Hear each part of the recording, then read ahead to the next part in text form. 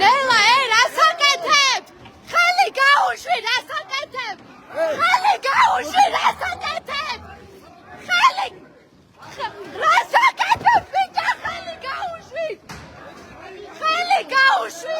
მოგესალმებით, ჩვენ მაისის სტუდენტური მოძრაობა, რომელმაც გუშინ საღამოს დავიკავეთ სახელმწიფო უნივერსიტეტის ბიბლიოთეკა და საგამოსო სივრცე, სადაც მიმდინარეობდა ფინალური გამოცდები სახელმწიფო უნივერსიტეტის. ეს ჩვენ და საზოგადოებამ წიხილა ის ნაბიჯები, რომელიც უნივერსიტეტის და სახელმწიფოს მხრიდან სტუდენტების წინააღმდეგ გადაიდგა.